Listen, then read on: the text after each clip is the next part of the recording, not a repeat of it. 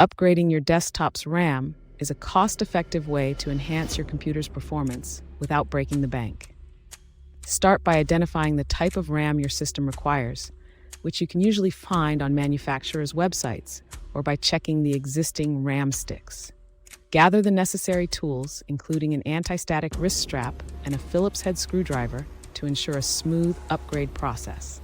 Before opening your desktop case, power it down and unplug it from the wall to prevent any electrical mishaps. Carefully remove the side panel and locate the RAM slots on your motherboard, usually near the CPU. Then insert the new RAM sticks until they click into place. Close up the case, power your desktop back on, and enjoy noticeable performance gains for everyday tasks and multitasking.